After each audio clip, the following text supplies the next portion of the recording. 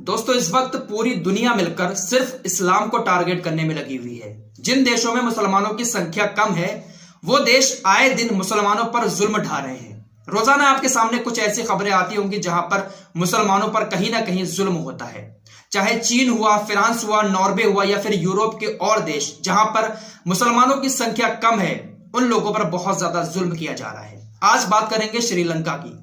श्रीलंका के अंदर से भी मुसलमानों के ऊपर जुल्म की एक ऐसी खबर सामने आई है जिसको सुनकर आपकी आंखों में आंसू आ जाएंगे कि कितना ज्यादा जुल्म मुसलमानों पर श्रीलंका के अंदर हो रहा है। दोस्तों, पूरी दुनिया की तरह इस वक्त श्रीलंका के अंदर भी कोरोना महामारी छिड़ी हुई है और इसी महामारी को लेकर श्रीलंका सरकार ने एक आदेश जारी किया है कि अगर किसी की भी मौत कोरोना की वजह से होती है तो उसको जला दिया जाए। मुसलमान की अगर मौत कोरोना से होती है तो उसको दफनाने की बजाय जलाने के आदेश श्रीलंका सरकार ने जारी कर दिए हैं। अब क्या करें मुसलमान बेचारा इतना ज्यादा परेशान है श्रीलंका के अंदर कि किसी को अगर थोड़ी बहुत बीमारी नजर आ भी रही है कोरोना की तो वो चेक कराने ही नहीं जा रहा है। उसको ये डर सताने लगा है कि अगर मैं चेक कराने जाऊंगा और मुझे कोरोना हो गया खुदा ना खास्ते, और कोरोना से अगर मेरी मौत हो जाती है तो मुझे जला दिया जाएगा। इतना डर श्रीलंका के अंदर मुसलमानों के दिल में फैल चुका है। श्रीलंका सरकार ने जुल्म की इंतहा कर दी है और उनके सुनने वाला वहां पर कोई भी नहीं है। कुछ मुस्लिम संगठन हाईकोर्ट में पहुंचे थे याचिका दायर करने, लेकिन श्रीलंका की हाईकोर्ट ने बिना कुछ सुने, बिना कुछ कहे उनकी इन याचिकाओं को रद्द कर दिया।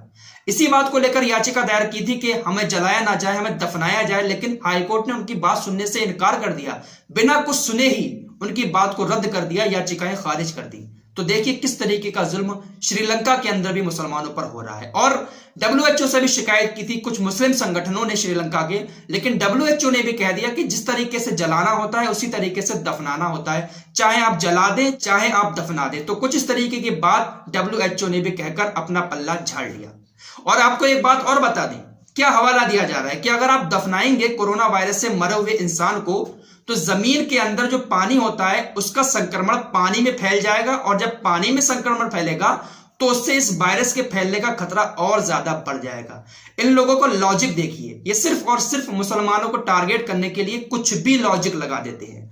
लेकिन इन जालिमों को यह बात नहीं पता है कि ये कोरोना वायरस जो है ये जिंदा इंसान से जिंदा इंसान के अंदर पहुंचता है। जब इंसान मर गया तो उसके अंदर से कोरोना वायरस कैसे बाहर निकल सकता है। हम लोग मास्क लगाते हैं क्योंकि हमारे सांस के जरिए दूसरे इंसान के अंदर कोरोना वायरस प्रवेश करता है। हम अगर छींकते हैं तो हमारी छींक से जो पानी निकलता है उस पानी से कोरोना वायरस दूसरे लोगों के अंदर पहुंचता है। नाक और आंख से कोरोना वायरस जिंदा इंसान से जिंदा इंसान में ट्रांसफर होता है। लेकिन इन लोगों ने किस तरीके से मुसलमानों पर जुल्म करने के लिए कैसा लॉजिक लगाया कि अगर आप दफना देंगे तो जमीन के अंदर जो पानी है उसमें इसका संक्रमण फैल जाएगा, और इसके बाद जो जमीन पर जिंदा इंसान है वो उस पानी को पिएंगे तो वो संक्रमण उनके अंदर फैल जाएगा। जरा देखिए किस तरीके से जुल्म करने के लिए कैसे कैसे लॉजिक लगा रहे हैं लोग। तो फिलहाल बात वही है कि जिसकी लाठी उसकी भैंस। बहुत ज्यादा जुल्म हो रहा है इस वक्त श्रीलंका के मुसलमानों पर, लेकिन सवाल उन लोगों से है जो लोग खलीफा बनने के ख्वाब देखते हैं, पूरी दुनिया में मुसलमानों को खलीफा बनना चाहते हैं। वो लोग इस जुल्म के खिलाफ आवाज क्यों नहीं उठाते। हमारे देश के अंदर भी वसीम रिजवी, उनकी तरफ से भी ये मांग की गई थी हमारे देश के मुसलमानों के लिए, जब अपने देश में कोरोना आया था कि भारत में अगर कोई मुसलमान मरता है कोरोना की मौत तो उसको जला दिया जाए। लेकिन बड़ा सवाल उन खलीफाओं से है कि आखिर इतना जुल्म मुसलमानों पर होता है और ये लोग खामोशी के साथ देखते क्यों रहते हैं।